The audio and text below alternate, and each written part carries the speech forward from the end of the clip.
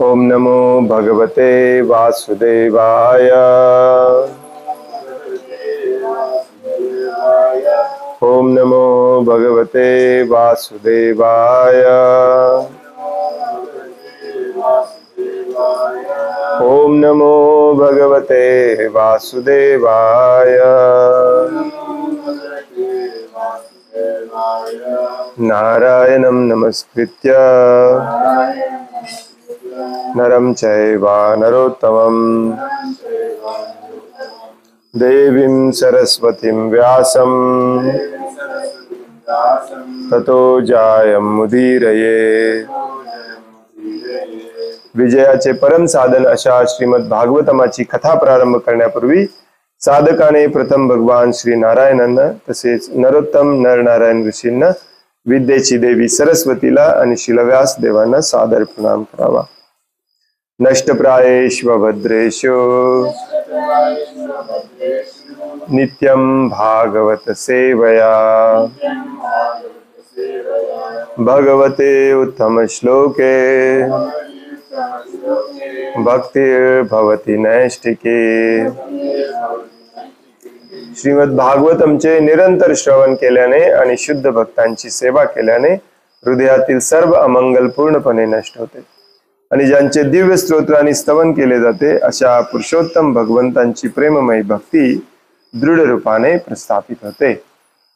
इदं भागवतं नाम पुराणं ब्रह्म संहितं उत्तम श्लोक चरितं चकार भगवन् ऋषि निःश्रेयसाय लोकस्य धन्यं स्वास्थ्यनं हे श्रीमद भागवतम म्हणजे भगवंतांचे वाङ्मयीन अवतार आहे आणि याची रचना भगवत अवतार शिलव्यास देवानी केली आहे। सर्व लोकांचे परम कल्याण हाच याचा उद्देश आहे। हे सर्वथा यशस्वी आहे, पूर्ण आनंदमय आहे आणि परिपूर्ण आहे। ओम ज्ञानतिमिरान्धस्य ज्ञानाञ्जनशलाकया चक्षुरुन्मीलितं येन तस्मै श्री गुरुवे नमः। श्री चैतन्य मनोभीष्टं स्थापितं येन भूतले स्वयं रूप कदा मह्यं ददाति स्वपदान्तिकम्। वन्देऽहं श्रीगुरो श्रीयुतापदकमलं श्रीगुरुन् वैष्णवांश्च श्रीरूपं साग्रजातं सहगण रघुनाथान्वितं तं सजीवम् साद्वैतं सावधूतं परिजनसहितं कृष्ण चैतन्य देवं श्री राधा कृष्ण पादान् सहगण ललिता श्री विशाखान्वितांश्च। हे कृष्ण करुणा सिंधु दीनबंधो जगतपते गोपेश गोपिका कांत राधा कांत नमोस्तुते। तप्त कांचन गौरांगी राधे वृंदावनेश्वरी वृषभानुसुते देवी प्रणमामि हरिप्रिये। वाञ्छाकल्पतरुभ्यश्च कृपा सिन्धुभ्य एव च पतितानां पावनेभ्यो वैष्णवेभ्यो नमो नमः। नमो विष्णुपादाय कृष्णप्रेष्ठाय भूतले श्रीमते भक्तिवेदांत स्वामिन्निति नामिने। नमस्ते सारस्वती देवे गौरवाणी प्रचारिणे निर्विशेष शून्यवादी पाश्चात्य देशतारिणे। जय श्री कृष्ण चैतन्य प्रभु नित्यानंद श्री अद्वैत गदाधर श्रीवासादि गौर भक्त वृंद। हरे कृष्ण कृष्ण कृष्ण हरे हरे हरे राम राम राम हरे हरे। मुखं करोति वाचालं पंगुं लंघायते गिरिं यत्कृपातमहं वन्दे श्रीगुरुन् दिनतारिणम्। हरे कृष्ण।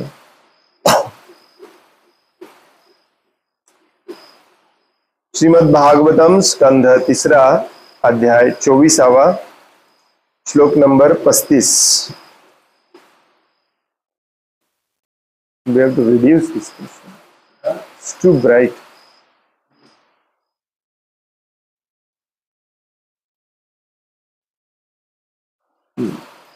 श्री भगवान वाच मया प्रोक्तं हि लोकस्य प्रमाणं सत्यलौकिके अथाजनिमया तुभ्यं यद्वोचममृतं मुने। श्री भगवानुवाच मया प्रोक्तं हि लोकस्य प्रमाणं सत्यलौकिके अथाजनिमया तुभ्यं यद्वोचममृतं मुने। श्री भगवानुवाच मया प्रोक्तं हि लोकस्य प्रमाणं सत्यलौकिके अथाजनिमया तुभ्यं यद्वोचममृतं मुने।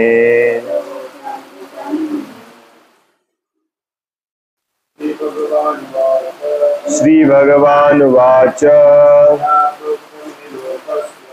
मया प्रोक्तं हि लोकस्य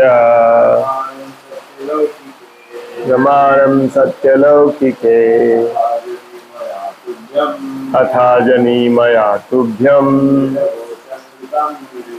तद्वोचममृतं मुने। श्री भगवानुवाच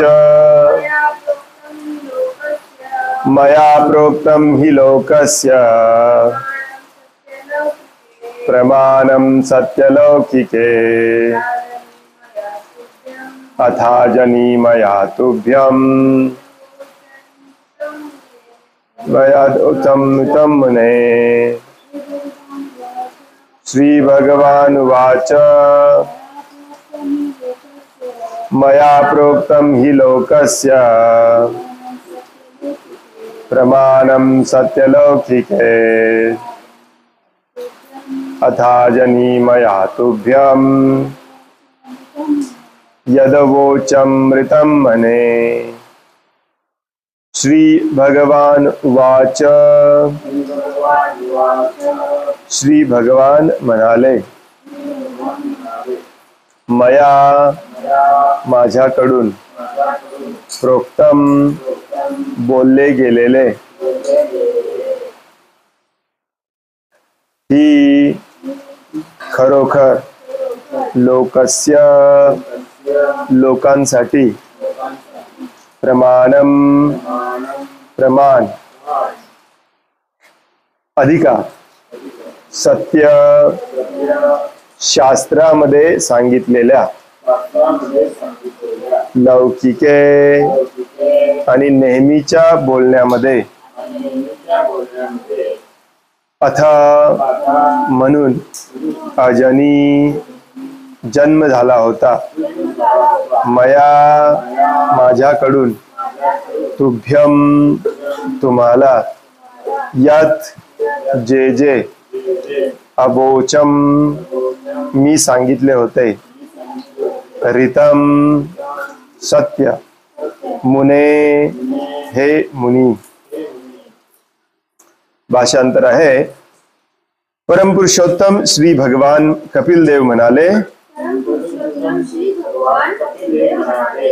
मी जे जे बोलतो मग ते असे प्रत्यक्षपणे असो वा शास्त्रामधून असो ते जगातील सर्व लोकांसाठी सर्व बाबतीत प्रमाण असते।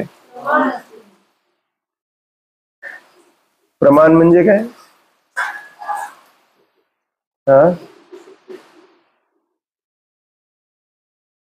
हे थोडस लक्षात ठीक आहे आपण चर्चा करूया त्याच्यावरती पुढे वाचूया। हे मुनिश्रेष्ठ मी तुम्हाला पूर्वीच सांगितले होते की मी तुमचा पुत्र होईन हे शब्द खरे करण्यासाठीच मी आता अवतरलो आहे।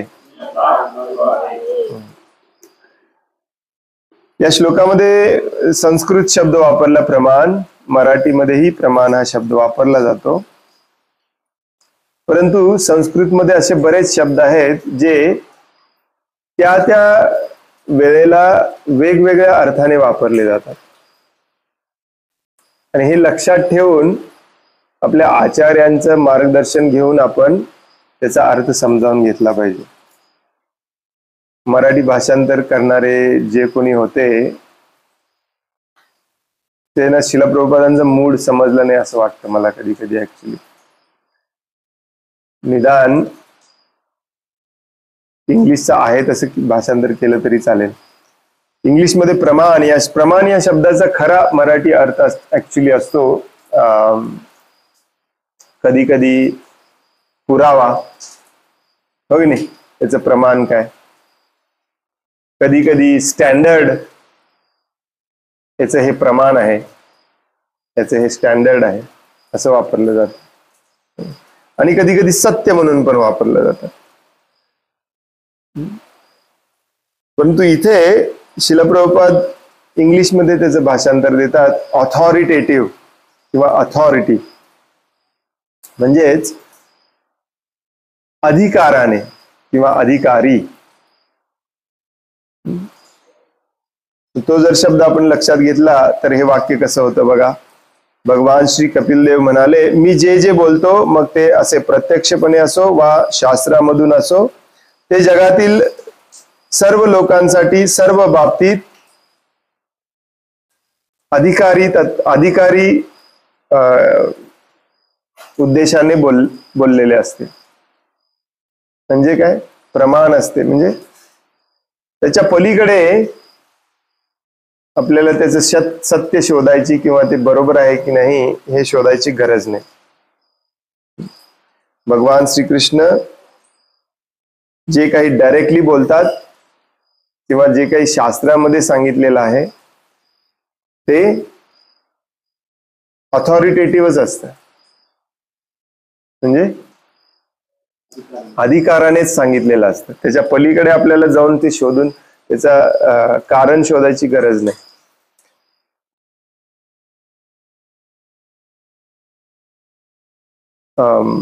ज्ञान ग्रहण करण्याच्या 3 पद्धती असतात. आपण बऱ्याचदा याचा अभ्यास केलेला आहे.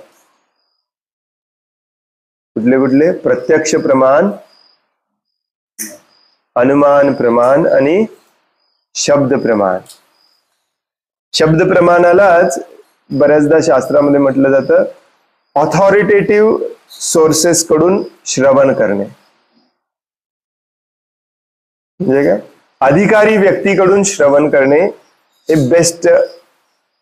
हा बेस्ट उपाय असतो ज्ञान ग्रहण करण्याचा. हा बेस्ट मार्ग असतो ज्ञान मिळवण्याचा.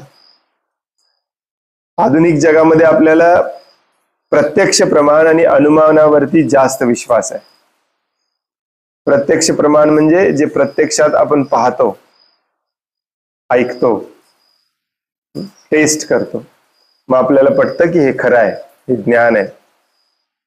अनुमान प्रमाण म्हणजे काय, बरेच एक्सपेरिमेंट करतो आपण, बरेच प्रयोग करतो आणि त्या प्रयोगाच्या माध्यमातून एक अनुमान लावतो की 100 वेळा असा प्रयोग केल्यामुळे इथून पुढचे हे असंच असेल, मग हे ज्ञान आपण ज्ञान म्हणून घेतो. परंतु हे दोन्ही ज्ञान चुकीचे असू शकतात.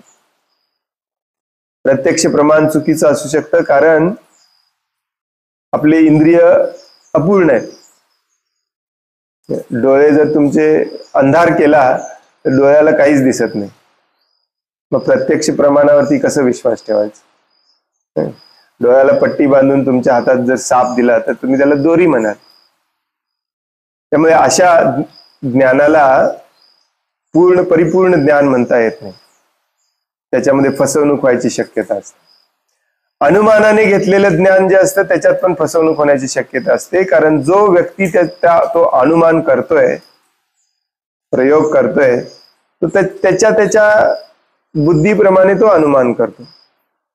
प्रभुपाद बऱ्याचदा उदाहरण देतात की एखादा व्यक्ती म्हणेल हे अशामुळे होतंय, दुसरा व्यक्ती तिथे येऊन म्हणेल नाही हे अशामुळे होतंय. आणि प्रत्येकाचं ज्ञान वेगळं आहे, त्यामुळे प्रत्येकाचं अनुमान वेगळं असणं, त्यामुळे ते सत्य असू शकत नाही. परंतु ऑथॉरिटेटिव्ह व्यक्तीकडून श्रवण करणे हा शास्त्राचा मार्ग आहे, गुरु शिष्य परंपरेचा मार्ग जो आहे. अथॉरिटेटिव्ह म्हणजे काय? अधिकारी व्यक्ती. गुरुला अधिकारी म्हटलं जातं कारण तो त्याच्या गुरुकडून, त्याच्या अधिकारी व्यक्तीकडून त्याने श्रवण केलेलं असतं. आणि अशा प्रकारे हे सगळं शास्त्रामध्ये दिलेलं आहे. शास्त्राप्रमाणे गुरु शास्त्राच्या अधिकारावर बोलत असतो, म्हणून ते सदैव सत्य मानलं पाहिजे. एक्सपेरिमेंट करण्यात वेळ घालवायचा नाही, कारण हे खूप वास्ट आहे. वेद, भागवतम, पुराण, इतिहास यातल्या सगळ्या गोष्टी मी प्रयोग करून बघतो आणि मगच मी ते मान्य करतो म्हणायला लागलो तर आपल्याला कित्येक जन्म पुरणार नाही. आणि त्याला काही अर्थ पण नाही. श्रील प्रभुपाद सांगतात, जसं की श्रील प्रभुपाद नेहमी एक परफेक्ट उदाहरण देतात, ते म्हणजे ते आपल्याला भारतामध्ये ते उदाहरण थोडंसं अवघड आहे समजावून घ्यायला, परंतु अमेरिकेतल्या लोकांना ते उदाहरण द्यायचे, कारण तिथे ते समर्पक आहे. एखादा मुलगा म्हणेल की माझा बाप कोण आहे मला माहिती नाही, मला शोधून काढायचं. मग प्रत्यक्ष प्रमाण ते त्याच्याकडे नाहीच आहे, प्रत्यक्षात त्याला माहितीच नाहीये कोण बाप. अनुमानाने तो भरपूर शोध घेईल, परंतु त्याच्यातून काही अनुमान निघत नाही. आजकाल त्याच्यासाठी DNA टेस्ट वगैरे करतात, DNA मॅच करून बघतात, परंतु DNA टेस्ट पण सांगते की हे 50 to 75% ॲक्युरेट आहे, त्याच्यात 25 ते 50% चुका होण्याची शक्यता असते. मग खरं प्रमाण काय आहे? खरं प्रमाण आहे अधिकारी व्यक्तीकडून ते ऐकणे आणि ते मान्य करणे. म्हणजेच श्रील प्रभुपाद सांगतात आपल्या आईला जाऊन विचारणे, आणि आई जे सांगेल ते सत्य असलंच पाहिजे, आणि तिला माहिती आहे. तर म्हणून हे थोडासा ओव्हरव्ह्यू मी मुद्दामून दिला, कारण हे तुम्हाला हा श्लोक खूप महत्वाचा आहे, मोठा तात्पर्य दिलाय श्रील प्रभुपादांनी याच्यावर. भगवान कपिल देव काय म्हणतात, मी जे जे बोलतो मग ते प्रत्यक्षपणे बोललेलं असो किंवा शास्त्रामधून बोललेलं असो, ते या जगातील सर्व लोकांसाठी सर्व बाबतीत अधिकारी तत्वाने सांगितले गेलेलं आहे. म्हणून म्हणजेच त्याला सत्य म्हणून आपण मान्य केलं पाहिजे. त्याच्यावरती जर आपण एक्सपेरिमेंट करत बसलो तर तो आपला अहंकार असेल, आणि किती वेळ जाईल आपल्याला सांगता येत नाही. पण खूप वेळ वाया घालवलाय ऑलरेडी, आणि खूप वेळ आपण सध्या वाया घालवत आहोत, हो की नाही?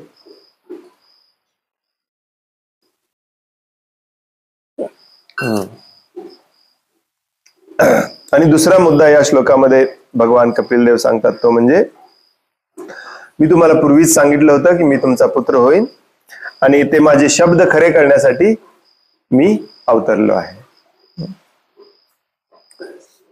तर भगवान श्री कपिल देव कर्दम मुनींची प्रार्थना पूर्ण झाल्यानंतर हा पहिला श्लोक सांगतात. पुढेही ते कंटिन्यू करतात, परंतु पहिला श्लोक अत्यंत महत्वाचा आहे, हो की नाही? भगवंतांची ती स्टाईलच आहे, पहिल्या श्लोकातच सगळं देऊन टाकणे, मग एक्सप्लेन करणे. एखाद्याला पहिल्या श्लोकात पटलं तर त्याला बाकीचं काय वाचायची गरज नाही, पूर्णपणे समर्पित होत. अर्जुनाला पण प्रत्येक प्रश्नाचं उत्तर भगवंत तसंच देतात. तात्पर्य श्रील प्रभुपादांद्वारे भगवंतांच्या सेवेस पूर्णपणे वाहून घ्यावे यासाठी कर्दम मुनी कौटुंबिक जीवनाचा परित्याग करणार होते, आणि कौटुंबिक जीवनाचा त्याग याच्यासाठीच करायचा असतो, भगवंतांची सेवा पूर्णपणे करण्यासाठी, पूर्णपणे भगवंतांच्या सेवेत स्वतःला वाहून घेण्यासाठी. तथापि स्वतः भगवंत कपिल मुनी म्हणून पुत्र रूपाने त्यांच्या घरी प्रकट होणार होते हे त्यांना माहित असूनही आत्मसाक्षात्कारासाठी किंवा भगवत साक्षात्कारासाठी ते ग्रहत्याग करण्याची तयारी का करीत होते? इंटरेस्टिंग मुद्दा आहे, हो की नाही? स्वतः भगवान घरात आलेत, समोर आहेत, त्यांची सेवा करणे, शास्त्र सांगतं भगवंतांची सेवा करणे, मग एक घर सोडून कुठे चाललेत? मुद्दा बरोबर आहे की नाही? आपल्या घरात भगवंत तर आले नाहीत, आपल्या घरात फक्त भगवंत विग्रहाच्या स्वरूपात आले. काहींच्या घरात विग्रहाच्या पण स्वरूपात आले नाहीत, फोटोच्या स्वरूपात आलेत. तरी आपल्याला घर सोडावं असं वाटत नाही. ही काय भानगड आहे? शास्त्र संमत. प्रभुपाद खूप छान समजावून सांगतात. कर्दम मुनींच्या मनामध्ये इच्छा होती की भगवंतांच्या सेवेमध्ये पूर्णपणे स्वतःला वाहून घेण्यासाठी मला वानप्रस्थ घ्यायचा आहे, घराचा त्याग करायचा आहे, संन्यास घ्यायचा आहे. पण ते ऍक्च्युली भगवान स्वतः घरात आलेले आहेत. मग आणि काय भगवंतांच्या सेवेला वाहून घ्यायचंय? आपल्याला पण वाटते की नाही, विग्रह पूजा करणे, आपल्या घरामध्ये बसून जप करणे, 4 नियमांचं पालन करणे म्हणजेच भक्ती. कारण आपल्याला सांगितलंय म्हणजेच भक्ती. मग भगवान स्वतः घरात आलेत, मग घर सोडून जायची काय गरज आहे? काय आहे भगवंतांची सेवा म्हणजे? एक्झॅक्टली काय करायचंय आपल्याला या भौतिक जगामध्ये? साक्षात भगवंतच त्यांच्या घरी उपस्थित होते. असे असता त्यांनी घर का असे असताना त्यांनी घर सोडायचेच का, सोडावेच का? असे प्रश्न नक्कीच कोणाच्याही मनात निर्माण होऊ शकतात. परंतु या ठिकाणी असे म्हटले आहे की जे काही वेदांमध्ये सांगण्यात आले आहे आणि वेदाज्ञेनुसार जे काही आचरणात आणले जाते त्या सर्वांचा समाजामध्ये प्रमाण म्हणून स्वीकार करण्यात आला पाहिजे.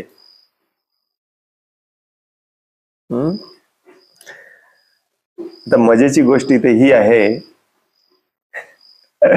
प्रभुपाद म्हणतात की हा प्रश्न एखाद्याच्या मनात आला पाहिजे. कोणाच्याही मनात म्हणतात प्रभूजी, ऍक्च्युली एखाद्याचे नाही, आपल्या सगळ्यांच्या मनात हा प्रश्न आला पाहिजे. ऍक्च्युली आला का तो आपल्या मनामध्ये?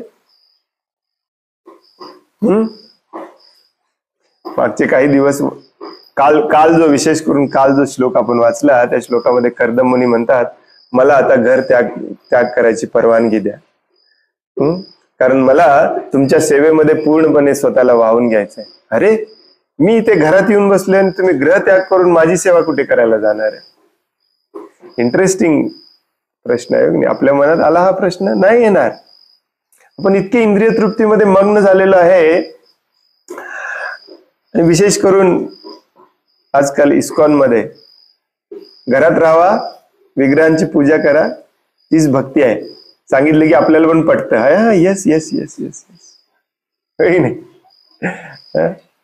ज्यांची पात्रता पण नाही त्यांच्या घरात पण विग्रह आणून ठेवलेत आपल्या वरिष्ठ भक्तांनी, आपल्या संन्यासी गुरु लोकांनी.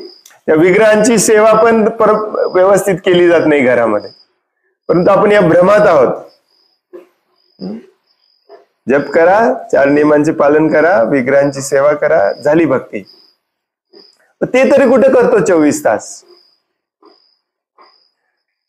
कुठे करतो 24 तास? मीटिंग आहे, मीटिंगला पळतो, कारण मग घरातले विग्रह बनतात. अरे कुठे चालला?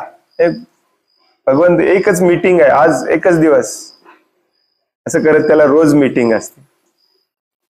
त्याला सांगितलं तुझं कर्म बदल, नाही बदलणार. सोपी भक्ती पाहिजे आपल्याला. इंद्रिय तृप्तीला जिवंत ठेवून भक्ती करायची आपल्याला. ते कधीच शक्य नाही. एक पाय या नावेत ठेवायचंय, एक पाय या नावेत ठेवायचंय. प्रभुपाद म्हणतात दोन्ही नाव चाललेत एकमेकाच्या विरुद्ध दिशेने. कधीच शक्य नाही, हो की नाही? ही काय भानगड आहे? कर्दम मुनी कुठे भगवंतांची सेवा करायला कुठे चाललेत? भगवंत स्वतः घरात आलेत, हे कुठे चाललेत भगवंतांची सेवा करायला घर सोडून? प्रभुपाद सांगतात, इथे सांगितल्याप्रमाणे भगवान श्रीकृष्ण स्वतः सांगतात की मी जे जे काही बोलतो, जे जे काही शास्त्रामध्ये मी लिहून ठेवलेलं आहे माझ्या अवताराद्वारे, माझ्या प्रतिनिधींद्वारे, ते सगळं काही प्रमाण आहे. अधिकारी तत्वाने ते घेतलं पाहिजे.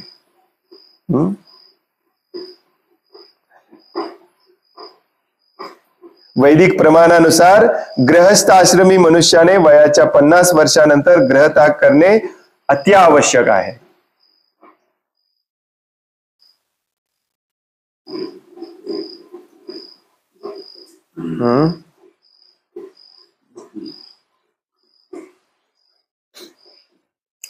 एवढा मोठा पॉज का घेतला मी? प्रभुपाद कधी कधी खूप कठोर शब्दामध्ये लिहितात, कारण ते आपल्याला जाग करण्यासाठी. प्रभुपाद असं म्हणत नाहीत वैदिक प्रमाणानुसार गृहस्थाश्रमी मनुष्याने वयाच्या 50 वर्षानंतर ग्रहत्याग केला पाहिजे. ग्रहत्याग करणे अत्यावश्यक आहे. अति आवश्यक आहे. ऍक्च्युली कलियुगामध्ये आपल्याकडे तेवढा पण वेळ नाहीये.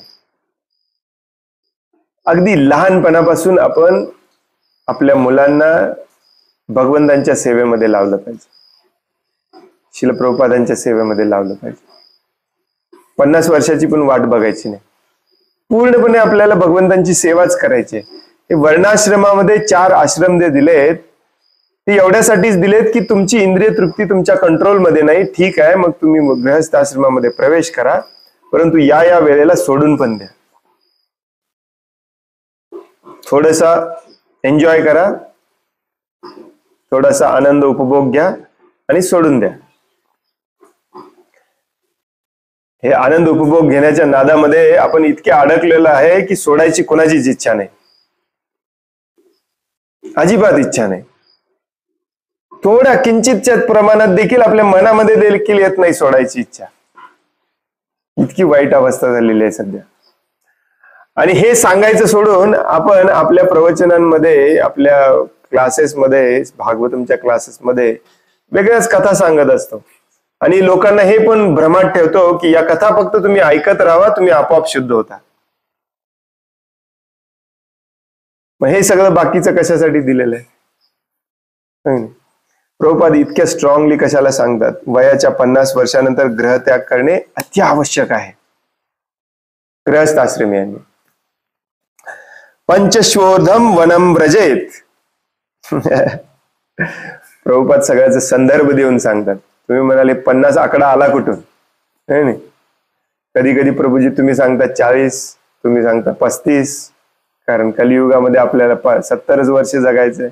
50 आकडा आल्या कुठून? प्रभुपाद त्याचा श्लोक शोधून सांगतात आपल्याला. पंचश्वोर्धम वनम व्रजेत. वयाच्या 50व्या वर्षानंतर व्यक्तीने सर्व संग परित्याग करून वनात प्रवेश केलाच पाहिजे. केलाच पाहिजे. मी म्हटले, मी ऍड केलेलं नाही याचं, इथं ऑलरेडी आहेच. केलाच पाहिजे सर्व संग परित्याग करून. नाही, मी आहे भक्तीमध्ये प्रभूजी, थोडंफार इकडे तिकडे मला करावं लागतं, व्यवसाय आहे, हे आहे, ते आहे, काही गरजच नाही. इतके दिवस त्याच्यातच अडकला होता तुम्ही, काही गरजच नाही.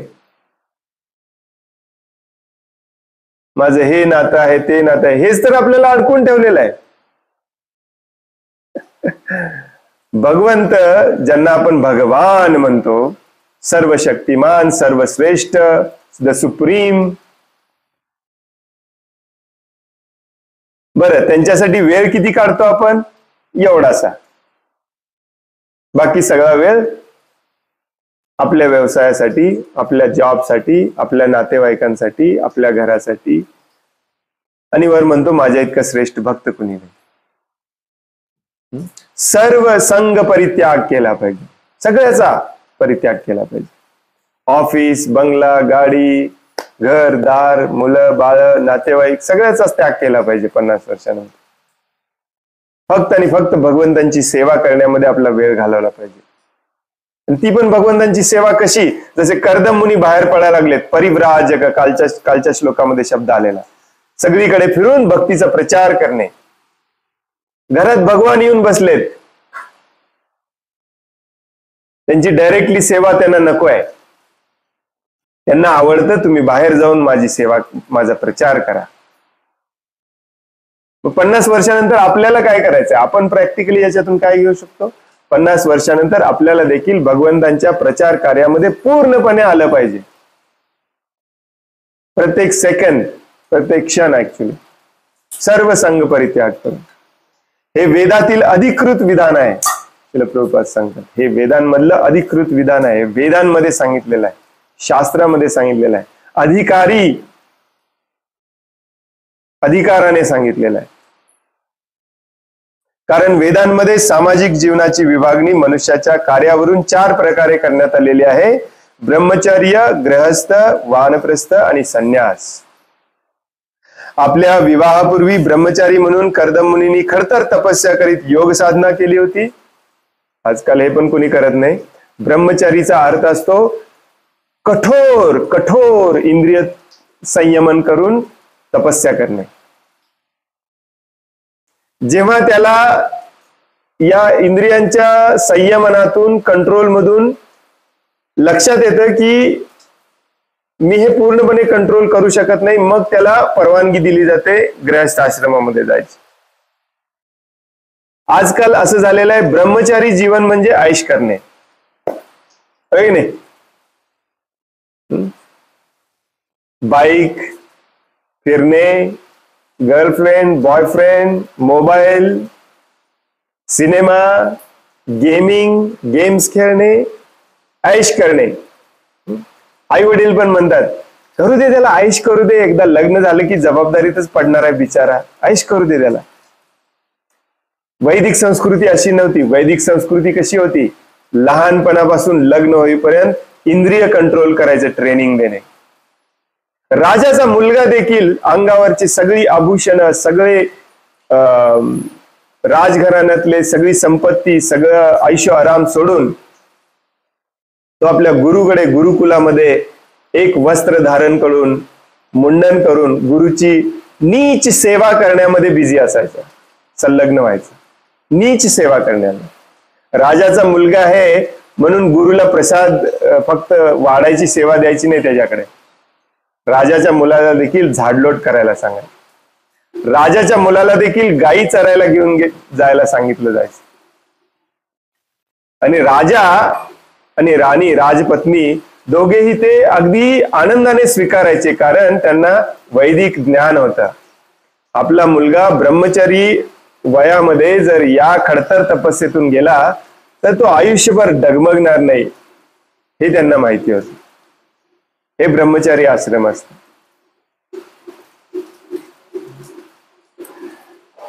खडतर तपस्या करीत योग साधना केली पाहिजे आणि त्या योगे त्यांना अपरिमित सामर्थ्य प्राप्त होते. असं जर कुणी केला तर त्याची जी पॉवर निर्माण होते ती पॉवर सॉलिड पॉवर असते. आता आपण का मिळमिळे आहोत? सगळे का मिळमिळे आहोत?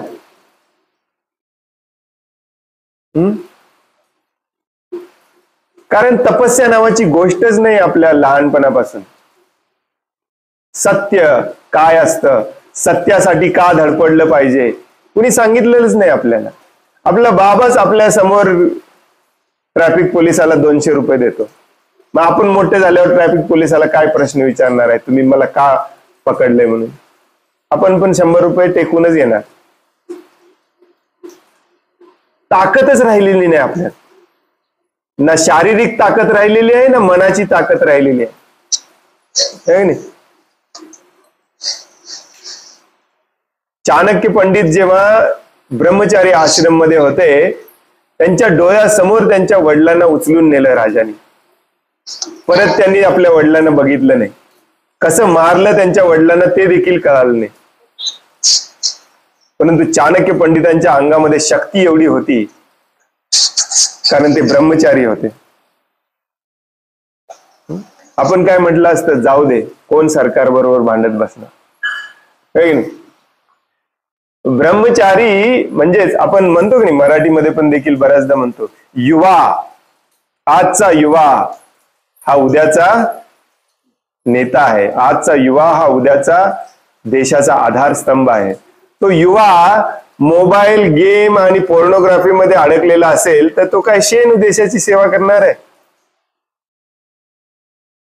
त्याला खडतर तपस्या म्हणजे काही माहितीच नाही, कारण त्यानं ब्रह्मचर्याचं पालनच केलं नाही.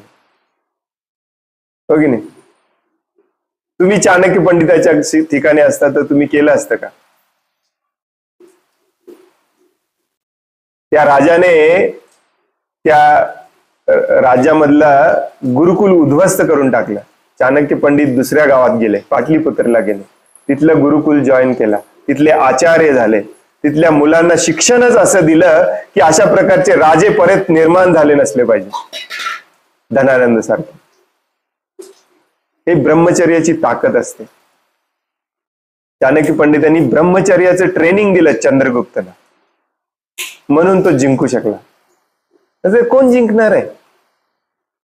कुरकुरे मुरमुरे खाऊन तुम्ही अन्यायाचा विरोध करणार आहे का? आजकालचे कुरकुरे मुरमुरे खाणारे आपले ब्रह्मचारी अन्याय अत्याचाराचा विरोध करतील?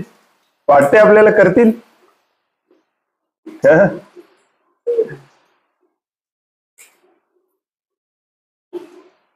आणि कसा विरोध करणार?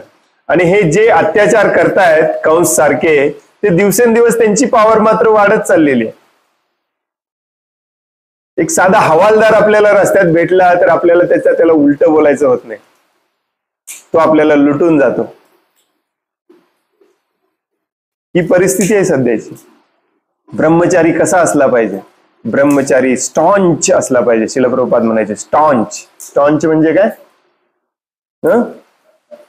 कट्टर, सत्यासाठी कट्टर. ते सत्य आहे त्याच्यासाठी तो लढायला तयार असला पाहिजे. आणि ही शक्ती कुठून येते? ब्रह्मचर्याचं पालन केल्यामुळे येते. 10, 11, 12 वर्षापासून तो मोबाईलवरती नागडे फोटो बघत पोर्नोग्राफी मध्ये अडकला, तो कधीच शक्तिमान होणार नाही, कधीच होणार नाही. माधव प्रभू म्हणतात, प्रत्येक मुलगा आज भारतामध्ये जो कॉलेजमधून बाहेर पडलेला असतो त्याच्या डोक्यामध्ये दुसरं काही नसतं, फक्त इंद्रिय तृप्ती असते. हे आपण असले ब्रह्मचारी निर्माण करतो. ब्रह्मचारी कसे असले पाहिजे? सुपर सॉलिड असले पाहिजे, जीव द्यायला तयार असले पाहिजे.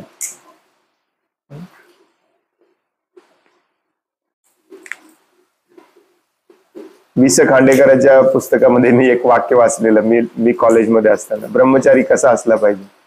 साप जसा कात टाकतो आणि पुन्हा नवीन जन्म घेतो, तसं ब्रह्मचार्याने आळस, इंद्रिय तृप्ती सगळी टाकून दिली पाहिजे आणि सत्यासाठी लढायला तयार असलं पाहिजे. It's very important. आणि असे ब्रह्मचारीच ऍक्च्युली खऱ्या अर्थाने चांगले ग्रहस्थ होतात. बोगस ग्रहस्थ आहेत आजकालचे सगळे. त्या गृहस्थ आश्रमाला अर्थ. आणि असे ब्रह्मचारी जे गृहस्थ झालेले असतात तेच वानप्रस्थ स्वीकारू शकतात. बाकीचे सगळे मरेपर्यंत गृहस्थ घरामध्येच राहणार, भगवंतांच्या सेवेत येणार नाही. ही आपली आताची सध्याची अवस्था आहे, हो की नाही? कर्दममुनी त्यांच्या अपरिमित योग सामर्थ्यामध्ये त्यांच्या पित्याने ब्रह्मदेवाने त्यांना विवाहबद्ध होऊन प्रजोत्पादन करण्याची आज्ञा दिली. कर्दममुनींनी हे कार्य सुद्धा केले. त्यांनी 9 उत्तम कन्या आणि कपिल मुनी या एका पुत्रास जन्म दिला. अशा रीतीने त्यांच्या गृहस्थ धर्माचेही उत्तम रीतीने पालन झाले होते आणि आता सर्व संग त्याग हे त्यांचे कर्तव्य होते. गृहस्थ आश्रम मध्ये म्हणजे परवा आपण चर्चा केली, गृहस्थ म्हणजे घरामध्ये इंद्रिय तृप्ती करणे एवढं नव्हे. शास्त्रात सांगितलंय मला इंद्रिय तृप्ती कंट्रोल होत नाही मग गृहस्थ हो, नाही. गृहस्थ देखील कंट्रोल मध्येच राहायला पाहिजे. भगवंतांच्या सेवेसाठी त्याने काम केलं पाहिजे. भगवंतांच्या सेवेसाठी त्याने पुत्र पुत्री उत्पन्न केले पाहिजेत, निर्माण केले पाहिजे. आजकालचा नवीन ट्रेंड आहे, लग्न करायचं आणि मुलांना जन्म घालायचं नाही, फक्त आयुष करायचं. यांनी तर लग्न करूच नाही. ऍक्च्युली कशाला लग्न करतो, हो की नाही? आम्ही उडपीला जाते तेव्हा तिथे एक जोडपं होतं, रोज भांडायचे. इतक्या भयानक प्रचंड प्रमाणामध्ये भांडले की प्रभूजी माझ्याकडे येऊन बसायचे आणि भांडले की माताजी आमच्या घरी येऊन राहायचे. ते दूर राहत होते जंगलातच. आणि आम्ही विचार करायचं काय रोजचं काय चाललंय.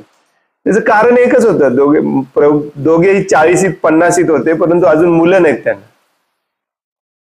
गृहस्थ आश्रमांचं कर्तव्य असतं मुलं जन्माला घालणे. त्यांचं कर्तव्य असतं मुलांना भक्त बनवणे. भक्त बनवण्यासाठीच मुलांना जन्म घालणे हे त्यांचं कर्तव्य असतं. नाहीतर आहेतच कुत्री मांजरी डुकरं, ते मुलांना जन्म घालतच आहेत. तुम्ही मुलांना जन्म घालून वेगळं काय करणार आहे? आपला हा कर्तव्य असतो की आपल्या पोटी हे एका महान जीवाला मनुष्याचं शरीर द्यायचं आपण काम करतो, जे खूप दुर्मिळ आहे. आणि ते दुर्मिळ मनुष्याच्या शरीरामध्ये जे दुर्मिळ कार्य त्याला करायचं आहे त्याचं ज्ञान पण देणं हे आपलंच कर्तव्य असतं. आणि हे सगळं केल्यानंतर आपण हे सोडून पण जायचं असतं. सोडून जायचं बऱ्याच जणांना जमत नाही, हो की नाही. प्रभुपाद इथे म्हणतात अशा रीतीने गृहस्थ धर्माचे उत्तम रीतीने पालन झाले होते आणि आता सर्व संग त्याग करणे हे त्यांचे कर्तव्य होते, त्यांचं कर्तव्य आहे. साक्षात भगवंत त्यांच्या घरी पुत्र रूपाने वास्तव करीत होते तरी त्यांना वैदिक आदेशांचा आदर करावायचा होता. वेदांमध्ये लिहिलेला आहे या वयानंतर आपण घर सोडलं पाहिजे.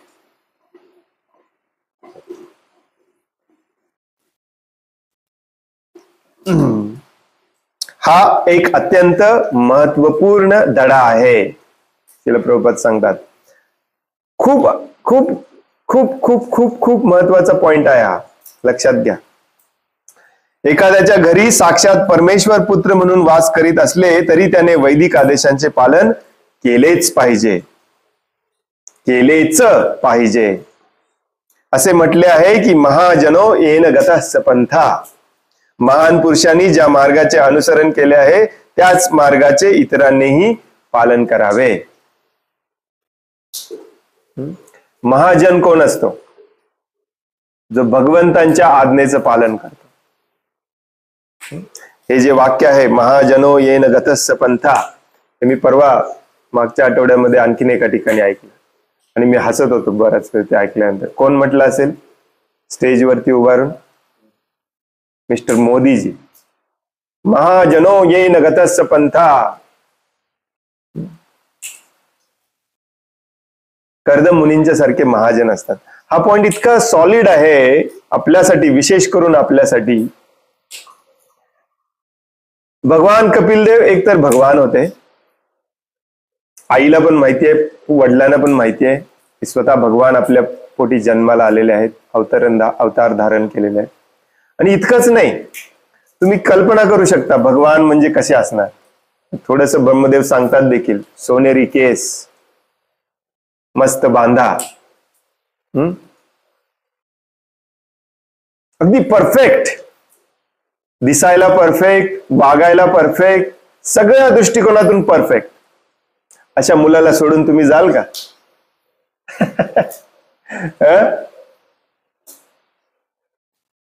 आपलं कसलंही असलं तरी आपण त्याला कवटाळून बसतो. माझं पोरग आहे, माझी मुलगी आहे, माझा मुलगा आहे, मी याला सोडून जाणार नाही. इथे परफेक्ट मुलगा जन्माला आलेला आहे. कर्दम मुनी म्हणतात मला शास्त्राचा आदेश पालन केलंच पाहिजे. Very important. कर्दम मुनींचे उदाहरण अतिशय उद्बोधक आहे, कारण साक्षात परम भगवंत त्यांच्या गृही पुत्र म्हणून निवास करीत होते तरी वैदिक आदेशांच्या अधिकृततेचा आदर करण्यासाठी त्यांनी ग्रहत्याग केला. कर्दम मुनी या ठिकाणी ग्रहत्याग करण्यामागील प्रमुख कारण सांगतात. संन्यासी म्हणून जगभर प्रवास करीत असताना ते आपल्या अंतःकरणात भगवंतांचे सदैव स्मरण करतील आणि त्यायोगे भौतिक अस्तित्वाच्या सर्व चिंतांमधून मुक्त होऊ शकतील. परिव्राजक व्हायचंय त्यांना, हो की नाही. या कलियुगामध्ये संन्यास निषिद्ध आहे, कारण कलियुगातील सर्व लोक शूद्र असून संन्यास आश्रमाचे नियम पाळणे त्यांना शक्य नाही. बऱ्याच वेळा असे आढळते की तथाकथित संन्यासी अनेक प्रकारच्या निषिद्ध गोष्टींच्या आहारी गेलेले असतात. त्यांचा अगदी स्त्रियांशी अवैध संबंधही असतो. अशी ही या युगातील घृणास्पद स्थिती आहे. ते संन्यासाचा वेश परिधान करीत असले तरी ते पापी जीवनाच्या 4 प्रमुख घटकांपासून स्वतःला मुक्त करू शकत नाहीत. कुठले 4? अवैध कामजीवन, मांसाहार, नशापान आणि जुगार. या 4 प्रकारच्या पापी कृत्यांपासून ते मुक्त नसल्याने ते स्वामी म्हणून समाजात वावरून लोकांची फसवणूक करीत आहेत. त्याच्याबद्दल आपण काल देखील चर्चा केली.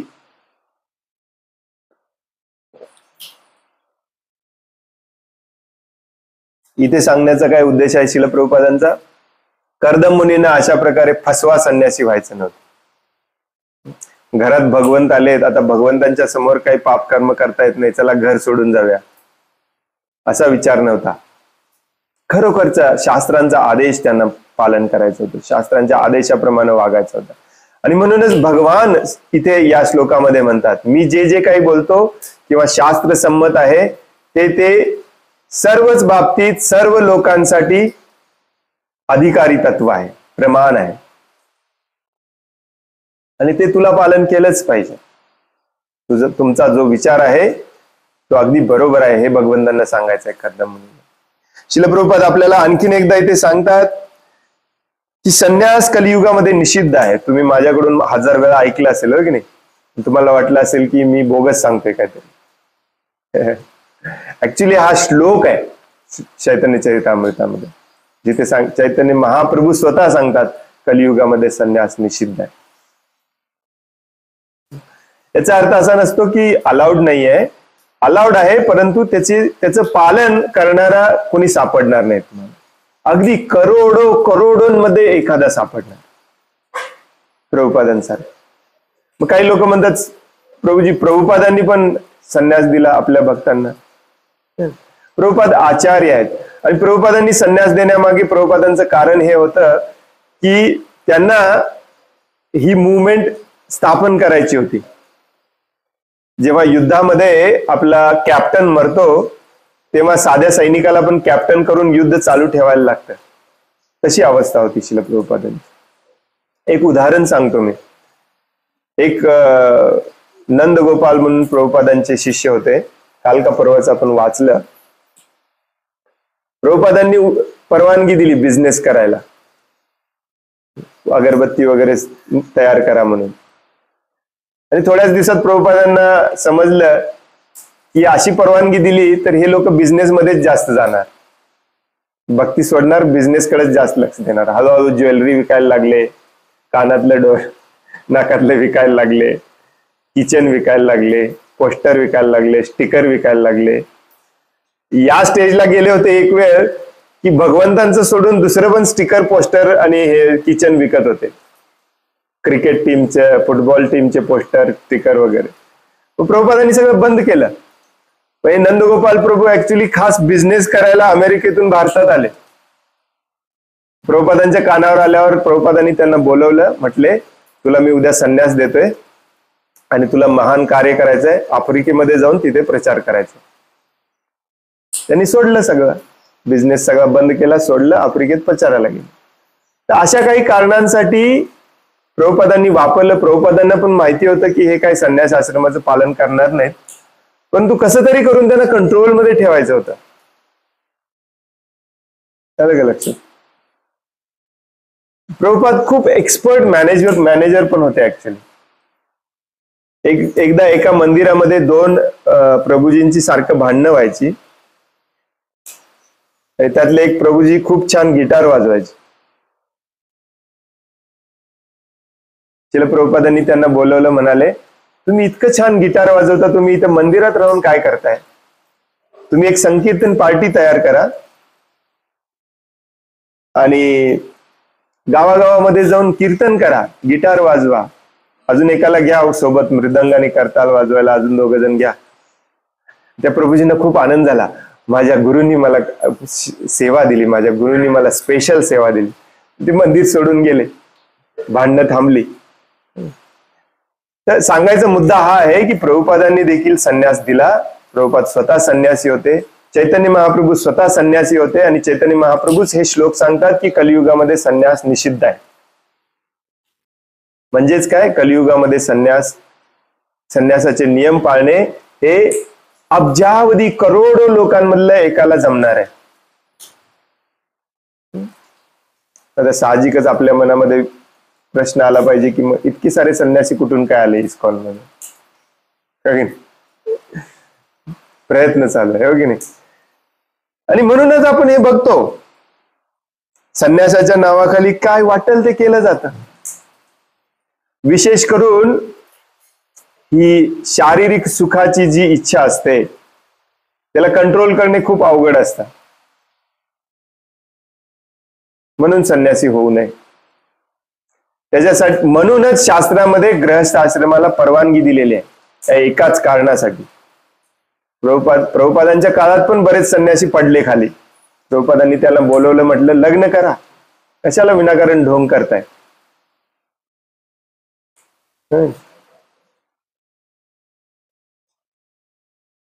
परंतु कर्दम मुनी या उद्देशाने जाणार नव्हते. कर्दम मुनींना खरोखरच वानप्रस्थ घ्यायचा होता, भगवंतांची सेवा करायची होती. आता आपण काय करायचं? संन्यास निषिद्ध आहे. काही काही लोक म्हणतात, प्रभूजी संन्यास निषिद्ध आहे ना कलियुगामध्ये, मग तुम्ही कशाला सांगायला? जणू काय हा उद्याच संन्यास घेणार होता. याला एक दिवस घरातून बाहेर पडायचं होत नाही आणि असली वाक्य लगेच आवडतात. हो, प्रभुपादांनी आपल्या आचार्यांनी सांगितलेलं आहे, 40-50च्या वयानंतर सगळं व्यवसाय, सगळा संबंध सगळे बंद करा, भगवंतांची सेवा करा. घरात राहून करा, मंदिरात राहून करा, घरात मंदिरात येऊन जाऊन करा, खरं 24 तास सेवेत राहा. आश्रम जॉईन करा, कुठेतरी जॉईन करा. बायकोला सोडायचं होत नसेल, कारण कलियुग भयानक आहे, तिथे अर्थव्यवस्था सगळी बिघडलेली आहे. नवरा बायको दोघे भगवंतांच्या सेवेमध्ये लागा. ऍक्च्युली नवरा बायको दोघांनी वानप्रस्थ घ्यायचं असतं. मनुष्याने संन्यास घेऊ नये असा कलियुगामध्ये आदेशच आहे. पुढच्या पॅरेग्राफ मध्ये श्रील प्रभुपाद म्हणतात, मनुष्याने संन्यास घेऊ नये असा कलियुगामध्ये आदेशच आहे. अर्थात जे वास्तविकपणे नियमांचे पालन करीत आहेत त्यांनी संन्यास घेतलाच पाहिजे. तथापि सामान्यपणे लोक संन्यास जीवन स्वीकारू शकत नाहीत. आणि म्हणून श्री चैतन्य महाप्रभूंनी पुन्हा पुन्हा सांगितले आहे की कलो नास्तेव नास्तेव नास्तेव गतिरन्यता. म्हणजे काय? हरे कृष्ण कृष्ण कृष्ण हरे हरे, हरे राम राम राम हरे हरे या पवित्र भगवन नामाचे कीर्तन करण्यावाचून या कलियुगामध्ये इतर कोणताही पर्याय नाही. इतर कोणताही पर्याय नाही. इतर कोणताही पर्याय नाही. भगवंतांच्या नित्य सानिध्यात राहणे हा संन्यास जीवनाचा मुख्य हेतू आहे. संन्यासी होऊन आपल्या शिष्यांना लुटणे हा संन्यासाचा मुख्य हेतू नाही. काल वाचलं आपण, हो ना? तुम्ही म्हणाल सारखं सारखं काय सांगताय? काल एक्झॅक्टली हेच वाक्य प्रभुपादांनी वापरलं. असे अखंड सानिध्य एकतर अंतःकरणात भगवंतांचे चिंतन वा स्मरण करून किंवा त्यांच्याविषयी श्रवण करून प्राप्त करता येते. या युगामध्ये स्मरणापेक्षा श्रवण महत्वाचे आहे, कारण मानसिक शुद्धतेमुळे मनुष्याच्या स्मरण क्रियेत व्यत्यय येऊ शकतो. परंतु जर त्याने श्रवण प्रक्रियेद्वारे मन केंद्रित केले तर त्याला श्रीकृष्णांच्या ध्वनी लहरींशी संलग्न होणे भाग पडेल. श्रीकृष्ण आणि कृष्ण हे ध्वनी उच्चारण अभिन्न आहे आणि म्हणून जर मनुष्याने हरे कृष्ण असे शब्द स्वरात उच्चारण केले तर तो त्वरित श्रीकृष्णांचे चिंतन करू शकेल. मन सदैव भगवंतांच्या स्मरणामध्ये ठेवलं पाहिजे, परंतु कलियुगामध्ये खूप कठीण काम आहे. म्हणून जप हा कधीही मोठ्याने केला पाहिजे. भक्तांच्या सदैव संघामध्ये राहिलं पाहिजे. सदैव भगवंतांसाठी काम केलं पाहिजे. कानावरती कायम भगवंत भगवंत भगवंत, श्रीकृष्ण श्रीकृष्ण श्रीकृष्ण श्रीकृष्णांचं काम, प्रभुपाद प्रभुपाद प्रभुपादांचं काम सदैव कानावरती पडत राहिलं पाहिजे. डोळ्याला दिसलं पाहिजे. मग आपण कुठेतरी कंट्रोल मध्ये राहतो. नसेल तर आपल्याला जग आहेच भुलवायला. त्यामुळे सुरुवातीला जप करताना देखील मोठ्याने जप केलं पाहिजे, रोज ऐकलं पाहिजे. ही कीर्तन प्रक्रिया म्हणजे आत्मानुभूतीची या युगातील सर्वोत्तम प्रक्रिया आहे आणि यासाठीच अखिल मानवतेच्या कल्याणासाठी श्री चैतन्य महाप्रभूंनी या पद्धतीचा प्रचार अत्यंत सुंदर रीतीने केला आहे. आणि हेच करायचंय आपल्याला, या पद्धतीचा प्रचार करणे, ही पद्धत लोकांपर्यंत पोहोचवणे.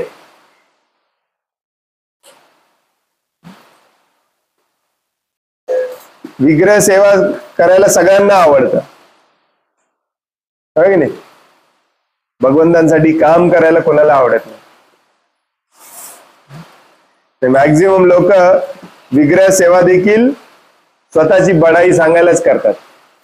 आमच्या घरामध्ये एवढे मोठे मोठे विग्रह आहेत, त्यांची आम्ही अशी अशी सेवा करतो. काम कोण करणार भगवंतांसाठी? त्या भक्ती मार्गाचा प्रचार कोण करणार? चैतन्य महाप्रभूंनी सांगितलंय की जगाच्या काना कोपऱ्यापर्यंत आपला प्रचार गेला पाहिजे. जिथे पैसा आहे तिथेच जातो प्रचार, गावागावामध्ये जात नाही का? त्याचा विचार कोण करणार? हो की नाही? कर्दमुनी याच्यासाठी घर सोडून चालले परिव्राजक बनायला.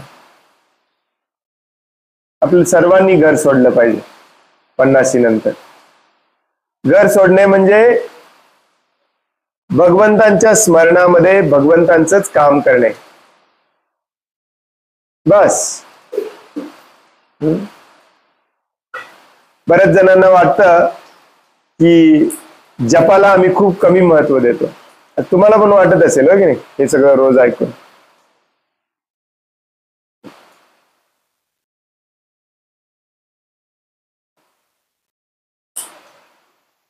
ऍक्च्युली प्रभुपादांची ही जी धडपड आहे, वर्णाश्रम, शेती, गाय, ही सगळी धडपड याच्यासाठीच आहे की तुम्ही जप शुद्धतेने आणि चांगल्या प्रकारे करू शकाल, जे आता सध्या होत नाही शहरी वातावरणामध्ये, इंडस्ट्रियल सेटअप मध्ये. त्यामुळे जप करू नका हा असा आमचा कधीही प्रचार नाही आहे, प्रभुपादांचा कधीही प्रचार नाही. प्रभुपादांचा प्रचार आहे की हे जपच आपल्याला तारून नेणार आहे, परंतु हा जप शुद्धतेने करण्यासाठी तसलं वातावरण निर्माण करणे हे देखील तुमचंच काम आहे. कसल्याही वातावरणामध्ये कुठेही शुद्ध जप करण्या इतके आपण हरिदास ठाकूरांसारखे तेवढे शुद्ध नाही आहे.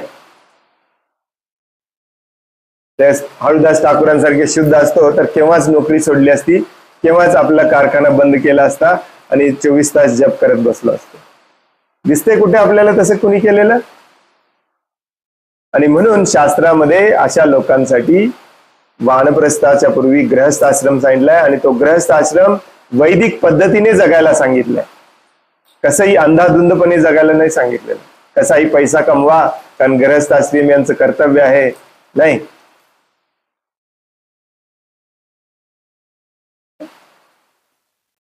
वातावरण असं असलं पाहिजे की तिथे आपण भगवंतांचं नाम शुद्धतेने घेऊ शकतो. ते नाम कानावरती पडेल, चित्तापर्यंत जाईल, कारण नामाशिवाय दुसरं का कोणीच आपल्याला तारणार नाही actually.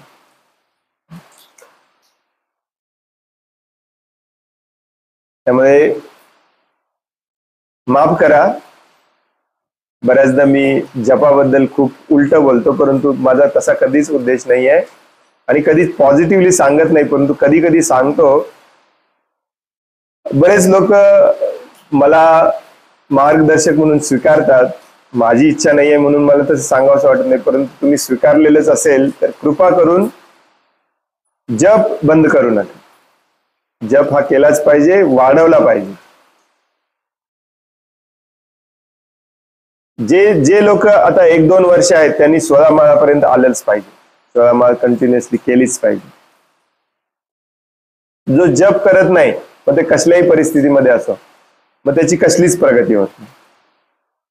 Very very very important. Chaitanya Mahaprabhu सांगतात, कलव नास्ते व नास्ते व नास्ते व गतिरन्यथा.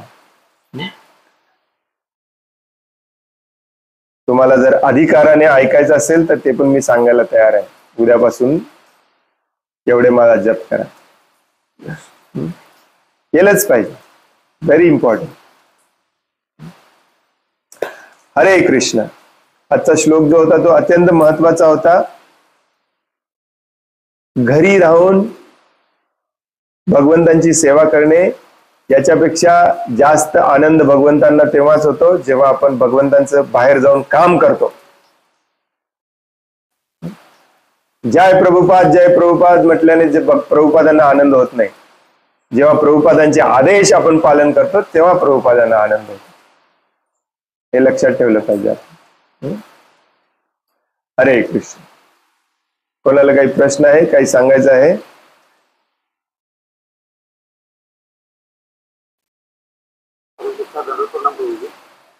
कृष्णा, दंडवत प्रणाम.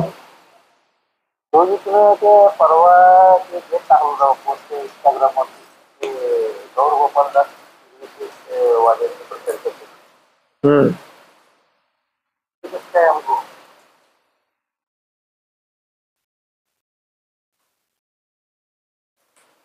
इंस्टाग्राम वरच त्यांचाच पोस्ट आहे, गौर गोपालदास निर्विशेषवादाचा प्रचार करतात. कसं काय म्हणजे मला तुमचा प्रश्न कळाला नाही.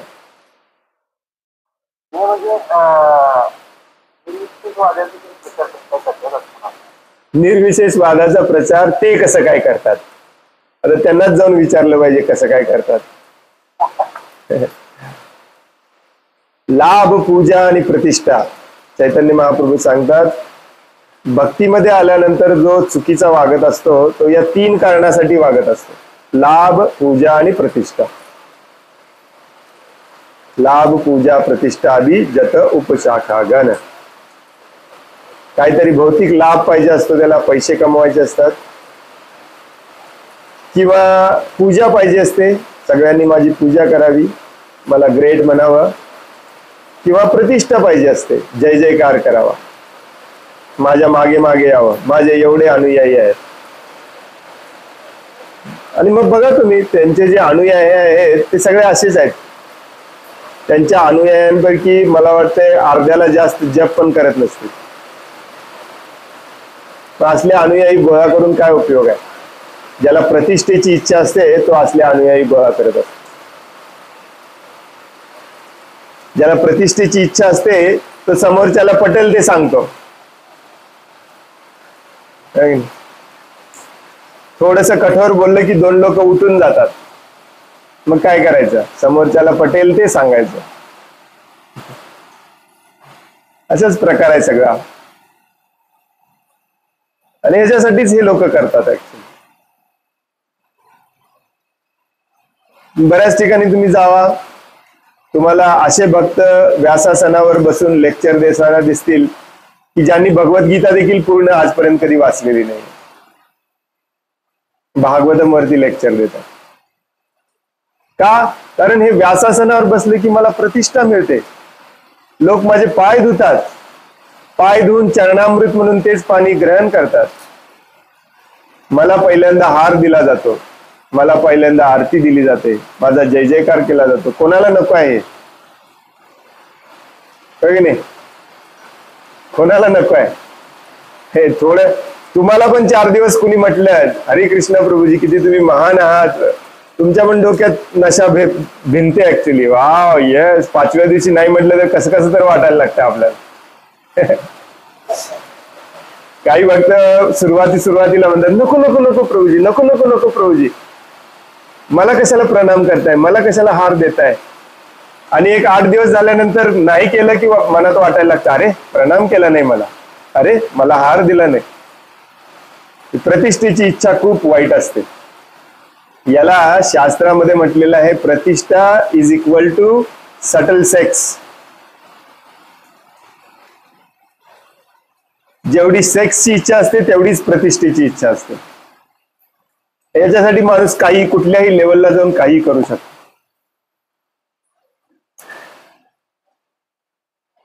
आणि ही चीप प्रतिष्ठा असते, फालतू प्रतिष्ठा असते. चीपला काय म्हणतात? स्वस्त. एकदम स्वस्त प्रतिष्ठा असते. हे त्यांच्या पण लक्षात येत नाही. का? कारण जो भगवंतांसाठी खरोखर कष्ट करतो त्याला पण भगवंत प्रतिष्ठा देतात, न मागता देतात. तसं प्रभुपादांना दिलं. यांना प्रभुपादांसारखी प्रतिष्ठा पाहिजे, परंतु प्रभुपादांसारखं काम करायला नको. मग ते का? कारण त्याच्यामध्ये इंद्रिय तृप्ती थांबवावी लागते. हे डेंजरस काम आहे. इथे त्यांना लेक्चरसाठी बोलवलेलं, त्यांनी सांगितलं 15 लाख घेतल्याशिवाय मी येणार नाही. त्याला द्यायला पण तयार झाले. परत फोन करून सांगितलं मला स्पेशल विमानाने घेऊन आला तरच मी येणार. त्याचा खर्च होता 8 लाख रुपये.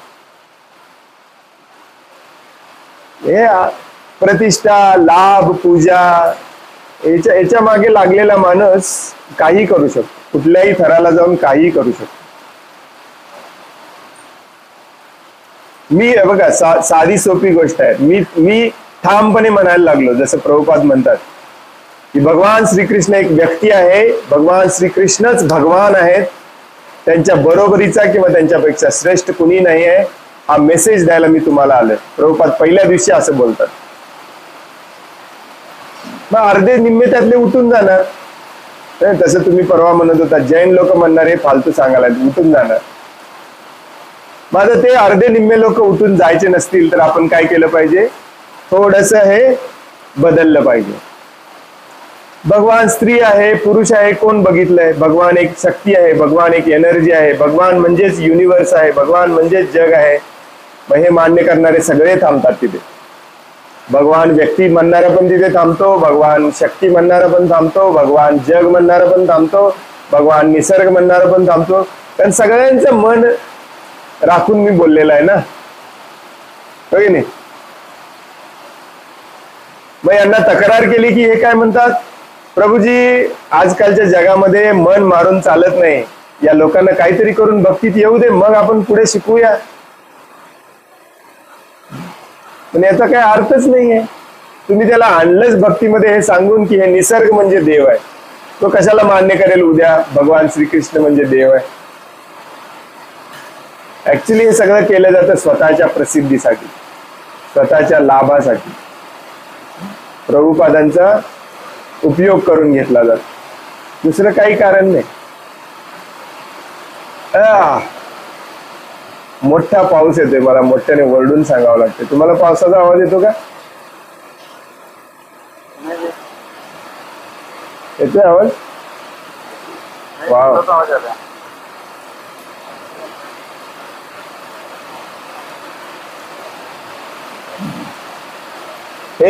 हे असे संन्यासी बघितले की तुमच्या लक्षात येईल की चैतन्य महाप्रभूंनी कलियुगामध्ये संन्यास निषिद्ध आहे म्हणून का सांगितलं, हो की नाही?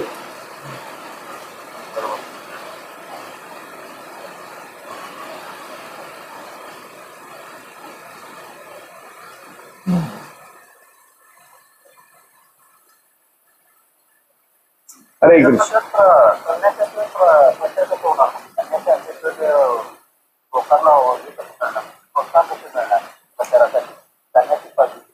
का काय गरज आहे? कुणी सांगितलंय? तुम्हाला माहितीये भक्ती विनोद ठाकूर संन्यास नव्हते. भक्ती विनोद ठाकूर हे गृहस्थ होते. त्यांचा आपण फोटो लावतो रोज. तिसरे आचार्य आपले. कुणी सांगितलं? कर्दममुनी संन्यासी आता झाले, ते गृहस्थच होते. तेव्हा त्यांना ते शक्य होतं त्या युगामध्ये. या युगामध्ये शक्य नाही. ज्याला शक्य आहे त्यांनी घेतलं पाहिजे. परंतु भगवान श्रीकृष्ण स्वतःच सांगतात मनुष्यानाम सहस्रेषु, लाखो करोडो मध्ये एकाच्या मनात हे येणार आहे की भगवान श्रीकृष्ण काय आहे, मी कोण आहे जाणून घ्यावं. आणि असे हे जाणून घ्यायला आलेल्या लाखो करोडोंमध्ये एकाला मी कळणार आहे.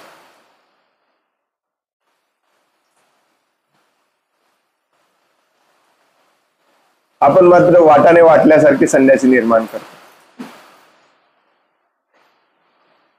It's not possible. हा ढोंग आहे ऍक्च्युली. हे शक्य नाही आहे. तुम्ही गृहस्थ आहात, तुम्हाला हे शास्त्र कळालंय, कृष्ण सायन्स कळालंय, तुम्ही जाऊन प्रचार करा. हे देखील चैतन्य महाप्रभूंनी सांगितलं. यारे दाके तारे ग्रह कृष्ण उपदेश, हमार आज्ञार गुई होय तारे येई देश. श्रील प्रभुपाद म्हणतात ज्याला कृष्ण सायन्स कळाला, ज्याला कृष्ण विज्ञान कळालं, त्याने प्रचार केला पाहिजे. मग तो कोणीही असो, ब्रह्मचारी असो, गृहस्थ असो, वानप्रस्थ असो, संन्यासी असो, वैश्य असो, शूद्र असो, क्षत्रिय असो, कोणीही असो, ब्राह्मण असो, ज्याला कृष्ण विज्ञान कळालं त्याने जाऊन कृष्णासाठी काम केलं पाहिजे बाहेर. बस हे विज्ञान आहे. तुम्ही भगवद्गीतेचा 5वा अध्याय वाचा. तिथे भगवान श्रीकृष्ण अगदी स्पष्टपणे सांगतात संन्यास कोण असतो, संन्यासी कोण असतो. जो कपडे बदलतो आणि हातात दंड कमंडलू घेऊन फिरतो तो संन्यासी नसतो. भगवान श्रीकृष्ण म्हणतात जो माझ्यासाठी काम करतो रोज, तो संन्यासी असतो. प्रभुपाद आपल्या शिष्यांचं लग्न स्वतः लावायचे, नवरा बायको दोघांना प्रचारासाठी दुसऱ्या देशात पाठवायचे आणि अगदी अभिमानाने सांगायचे, हे दोघेही माझे संन्यासी आहेत, हे दोघे माझे खरे संन्यासी आहेत. प्रभुपाद म्हणायचे खरे संन्यासी. काही गरज नसते संन्यासाची ऍक्च्युली. एक वाक्य आहे इंग्लिश मध्ये, पैसा सत्ता हे सगळं वाईट काम करण्यासाठी लागतं, चांगलं काम करण्यासाठी फक्त मन शुद्ध असावं लागतं. कोणीही असो मग, काही नाही. सत्तेची गरज पैशाची गरज कशाला असते. आता बरेचसे, तुम्हाला माहिती नाही, बरेचसे लोक फेमस होण्यासाठी म्हणून दीक्षा घेतात. रिसेंटली मी एक बघितलं. आता या गुरुकडून किती प्रयत्न केला तरी दीक्षा मिळेना म्हणून त्या गुरुकडे जाऊन दीक्षा घेतात. का? कारण दीक्षा घेतल्याशिवाय, नाव बदलल्याशिवाय मला कोण वरिष्ठ भक्त म्हणेना झाले, तिथे माझं कोणी ऐकेना झाले. कशाला तुझं ऐकायला पाहिजे? तू शास्त्राप्रमाणे वाग ना, लोक येतील तुझ्याकडे. आता जस्ट रिसेंटली माझे एकदम जवळचे मित्र, ज्या गुरुंना ते पूर्वी नाव ठेवत होते त्यांच्याकडे जाऊन त्यांनी दीक्षा घेतली. हा सगळा मूर्खपणा प्रसिद्धीसाठी असतो. आणि जेव्हा वरचे प्रसिद्धीसाठी काम करतात, त्यांचे शिष्य पण प्रसिद्धीसाठीच काम करतात. आणि आपण जेव्हा त्यांच्याकडे बघतो तेव्हा आपण पण प्रसिद्धीसाठीच कार्य करतो, कारण प्रसिद्धी कुणाला नको आहे. जसं मी काल म्हणत होतो, एखादा व्यक्ती, इव्हन भक्त देखील, टीव्ही लावून अमेरिकेमध्ये डोनाल्ड ट्रम्प काय करतोय हे का बघ, त्याला काय इंटरेस्ट आहे? कारण त्याला एक दिवस डोनाल्ड ट्रम्प सारखं व्हायचं. का आपण अशा गुरूंकडे आकर्षित होतो? कारण आपल्याला पण एक दिवस असा गुरु व्हायचा, ही आपली सुप्त इच्छा आहे. त्यामुळे काही गरज नसते. श्रील प्रभुपादांनी 1000 वेळा सांगितलेलं आहे, भक्ती सिद्धांत सरस्वती ठाकूरांनी 1000 वेळा सांगितलेलं आहे, एकच चंद्र तमोहंती नच तारा सहस्रेश. मला एक चंद्र मिळाला बास आहे, मला 1000 तारे मिळवायचे नाहीयेत. हे लुकलुकणाऱ्या ताऱ्यांना घेऊन मी करू काय? खरा प्रचार करा. खरा प्रचाराने एक जरी भक्त झाला तरी भगवंत तुमच्यावरती खुश होतील. नाही झाला, तुम्ही स्वतः शुद्ध भक्त झाला तरी बास आहे भगवंतांना. खरा प्रचार करा,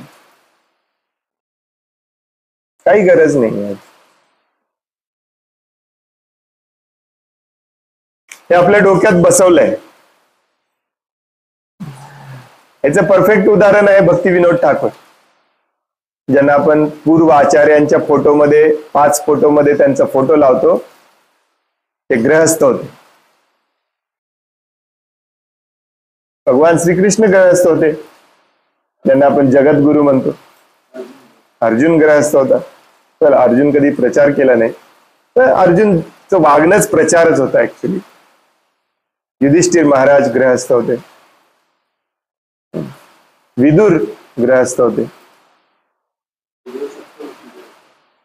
सप्त ऋषी मधले सगळे ऋषी गृहस्थ होते. कश्यप, कोण कोण, अंगिरा, अवस्थ ऋषी, वाल्मिकी, सगळे गृहस्थ.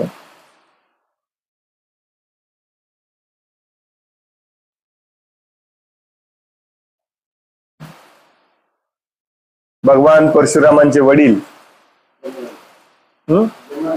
जमदग्नी गृहस्थ होते.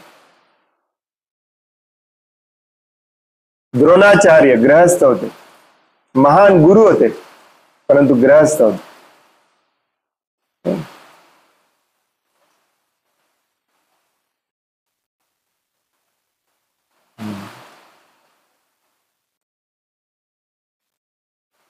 हरे कृष्ण.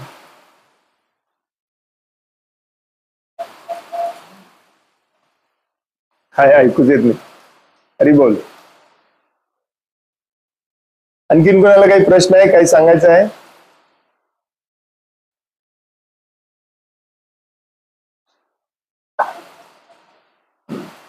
खूप खूप धन्यवाद. वांछा कल्पतरोभयश्च कृपा सिंधुभ्य एव च पतितानां पावनेभ्यो वैष्णवेभ्यो नमो नमः.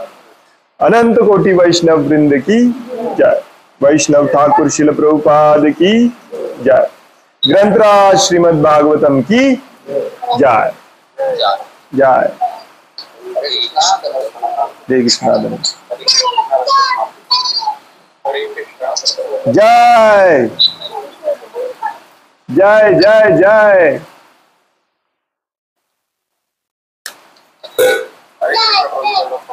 हरे कृष्ण.